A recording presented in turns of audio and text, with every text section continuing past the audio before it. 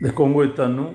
Nous sommes très fiers, très contents de vous dire ce matin que c'est une journée merveilleuse. Le 22 octobre 2025, c'est une très bonne journée. Vous vous réveillez avec du sourire. Vous vous réveillez avec beaucoup d'assurance que le léopard est debout, le léopard rugit, le léopard va en attaque. C'est l'offensive qui est lancée partout avec le soutien logistique, tactique des Black Warriors qui sont en train de faire un travail de précision avec des bombardements ciblés. Ce matin, Kachebere et, et l'autre cité qui est tout autour ont été bombardés.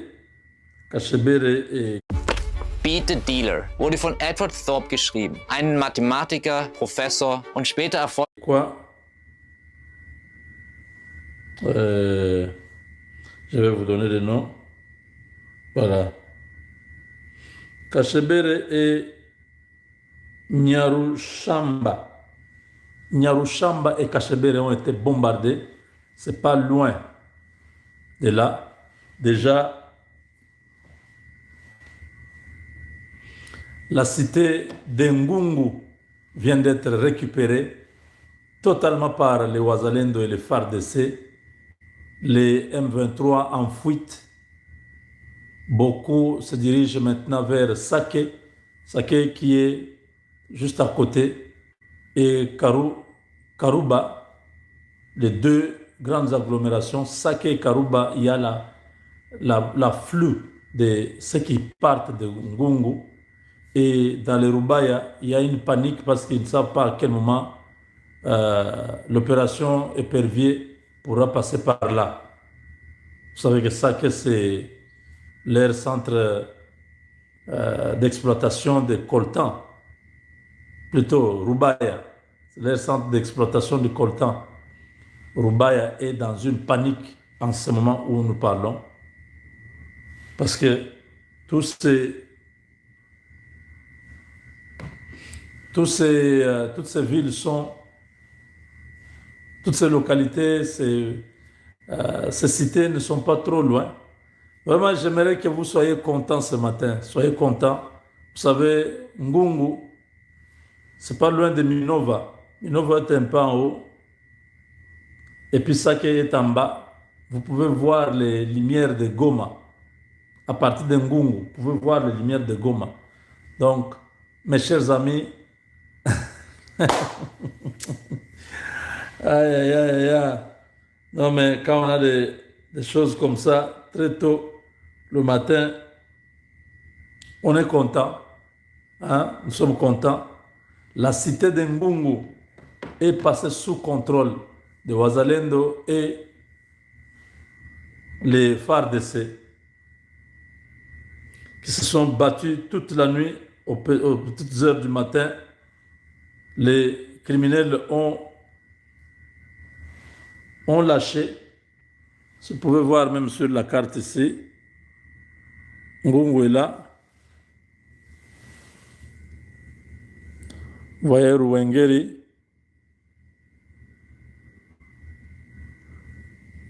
Aïe, aïe, aïe. Ruba est quelque part à gauche là.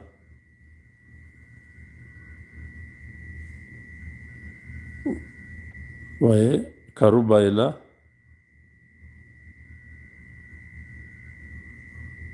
Vous voyez.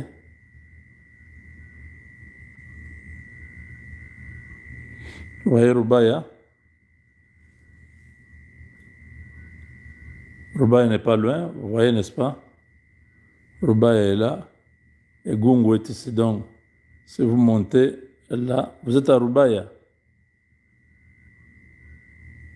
Et si vous allez vers ici, vous allez vers Goma.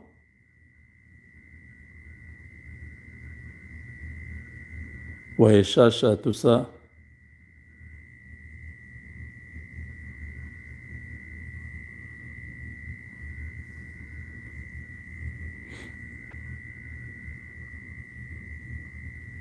Donc voilà.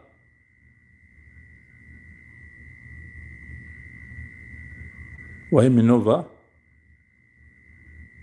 Le Cheber est là où on a bombardé ce matin, c'est ici. Le Cheber. Vous avez Minova là.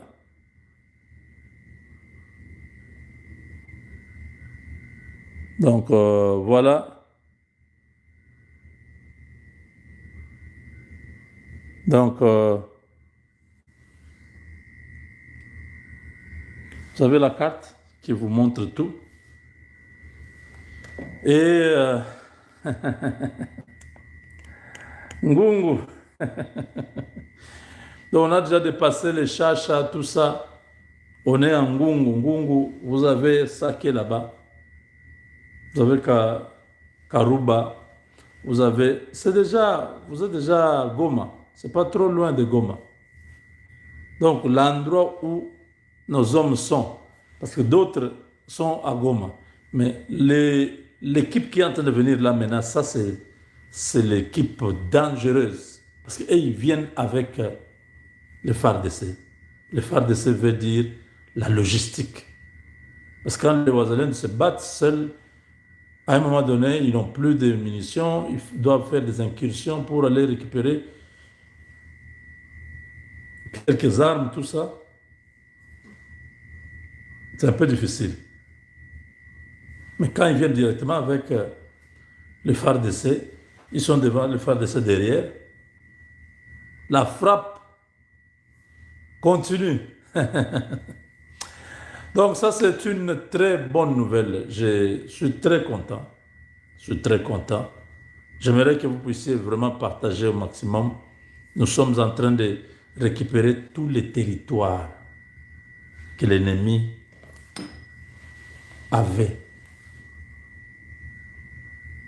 Tous les territoires. Vous savez, je vais vous dire une chose. Quand l'ennemi a commencé cette guerre, vous avez remarqué que c'était les FARDC qui faisaient défection qui allaient de l'autre côté, non? Parce qu'il y avait un engouement. Tout le monde se disait, le pouvoir de Tshisekedi s'est terminé. Chaque fois que Kagame a fait une rébellion, il gagne toujours. C'était ça. Les gens se disaient des choses comme ça. Mais vous ne remarquez pas maintenant que les défections, ça tournait. Les gens quittent maintenant M23 pour rentrer chez les FARDC, chez les Ouazalendo. Vous n'avez pas remarqué ça? Ils se rendent en masse, même au sud Kivu ce matin. Ils se sont rendus en masse. Oui, 40, 50. 40, 50. Mais quand ils se rendent là, vous pensez que de l'autre côté, il y a quoi? Je vous ai parlé du colonel Mugabo, non? Le colonel Mugabo avait une bonne fonction dans le FARDC avant de faire défection. Il était bien, il s'est retrouvé. Il est parti au M23. Depuis qu'il est allé au M23, il ne recevait pas son salaire. Et au contraire, il a appris que du côté FARDC, on a doublé même le salaire. Le colonel a dit, mais qu'est-ce que je fais là? Je perds. Hey Hanna, was ist passiert? Oh, eine 5 minus. Ja, aber macht es viel schwerer. Longtemps avec ces gens. Il a décidé de rentrer au FARDC. Je ne sais pas, il sera traité comme traître, je ne sais pas. Mais il a décidé de rejoindre le groupe de Ouazalendo, travailler avec eux. Beaucoup de ceux qui se rendent, qu'est-ce qui se passe? Vous voyez, on a arrêté beaucoup de nos jeunes qui étaient au FARDC, à Goma, tout ça, on les a amenés à Rumangabo. Beaucoup sont partis, on les a recyclés. Pour eux, ces gens sont des Congolais. Ils se sont rendus compte après, ils disent non, ils nous serviront à rien. Si on donne les armes à ces militaires, ils vont tirer sur nous.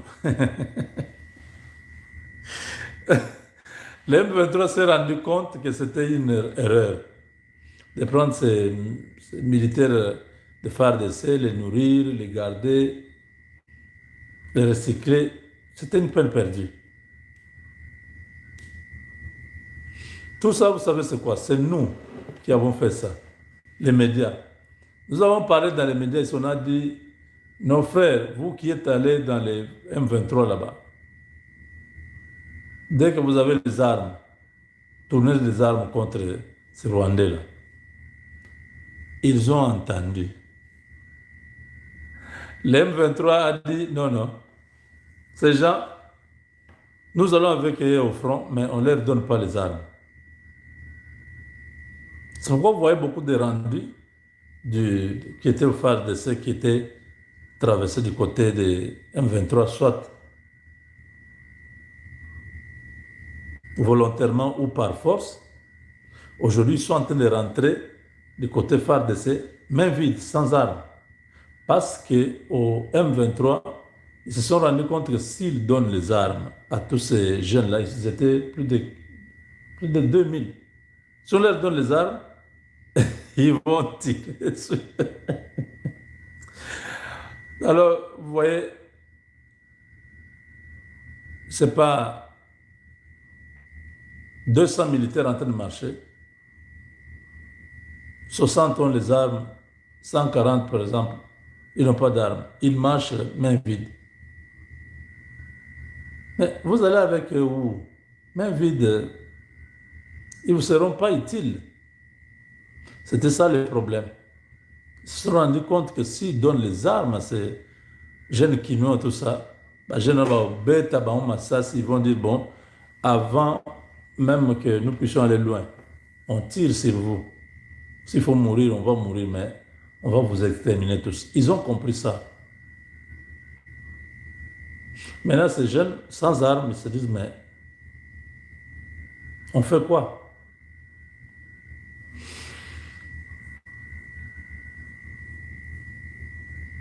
Ils se sont arrangés pour commencer à faire défection, à fuir. Donc là, la population est en train de fuir vers Goma.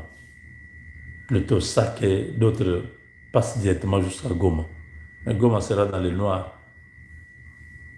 C'est calme. Ces gens, ils voulaient commettre des massacres à Goma pour imputer ça aux Wazalendo.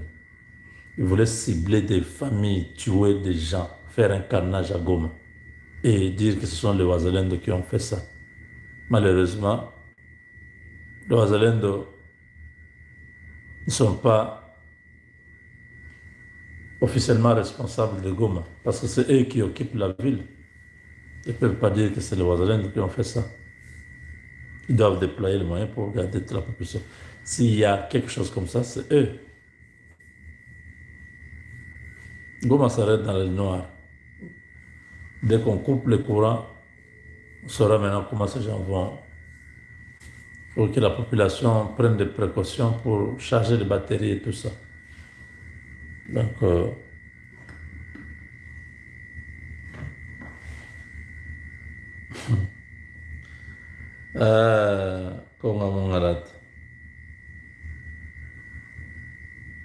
donc, vous comprenez que nous faisons vraiment un grand travail. Donc, on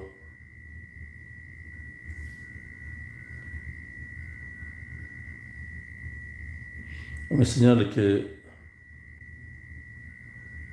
Qu'est-ce qu'on dit encore là? Encore.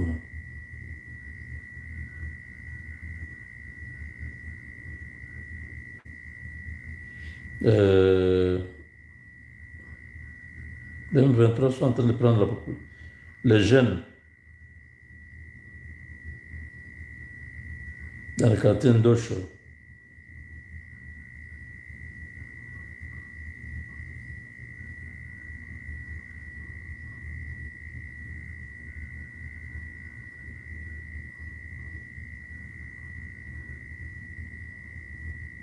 À part le quartier Ndosho, il y a aussi le quartier Kasika, près du camp Katindo, où le M23 a procédé tôt le matin à l'arrestation de tous les hommes du quartier. Ils sont amenés vers une destination inconnue.